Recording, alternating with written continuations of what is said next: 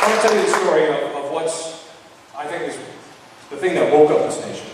It was this: we're going to compel you into healthcare.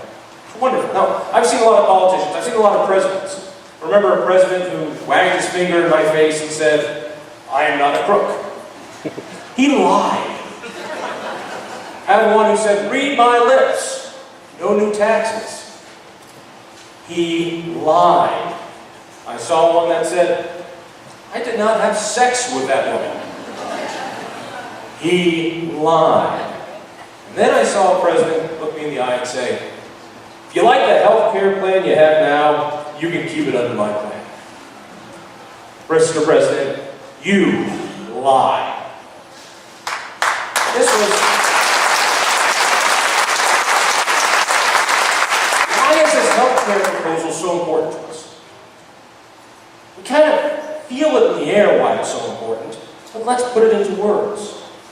If this proposal passes, God bless Scotland, if this passes, our bodies are not our own.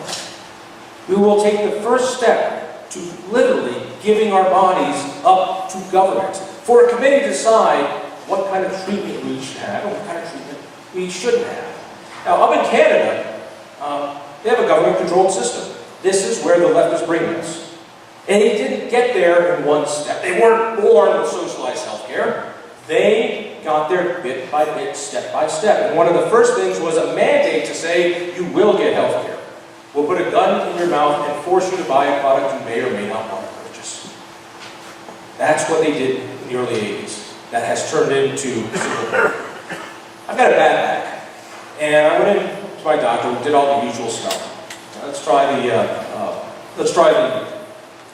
exercise program. Well, of course, it's not going to work for me. Let's try this, let's try that. And finally I said, just get an MRI, will you? I said, where do you go? He said, well, there's a lot of places. We like this place. I called that place. I got an MRI the very next day. I walked in, walked out with a DVD that I brought to my doctor. I brought to any doctor I wanted. A colleague of mine up in Calgary also has a bad back. He's about my age, same thing is happening. Went to his doctor, same thing. Get an MRI. I said, okay. How long will that take? 52 weeks. 52 weeks. So intrigued were we, and at the Independence Institute, we did a little fact-finding trip, and we went up to Vancouver to meet some of these people who were touched by healthcare that's run by government. What's it like? I met a woman, Lynn Gilbert, who was in her early 30s. During her mid-20s, late 20s, she had 2 kids, then became divorced.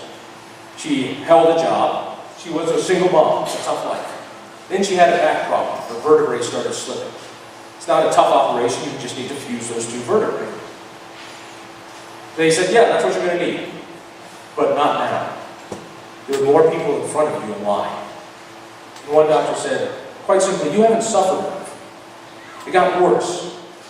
It got so bad that the pain was so bad, she started going on morphine. Morphine, by the way, in Canada, they throw it at you like it was M&Ms. And she got addicted to morphine. She got so bad she couldn't walk. Would they give her the operation? No, but they paid for a walker. She couldn't pick up her 2 little boys.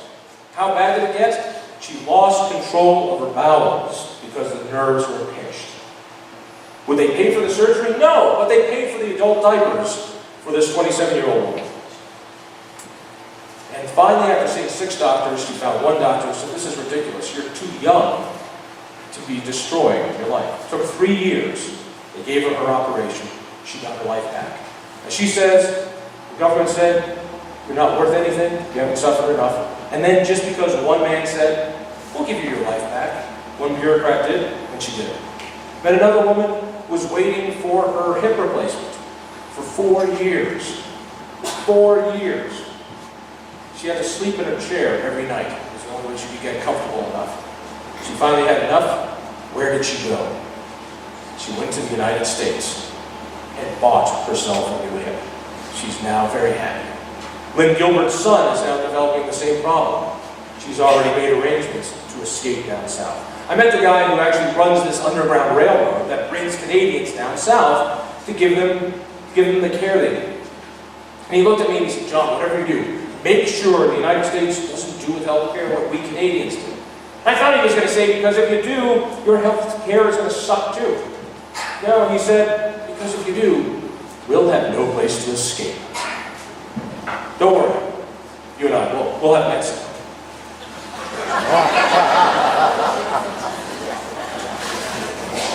That can't happen here. And when Obamacare started looking like reality, just like that Harriet Miers moment, we all sprung to life.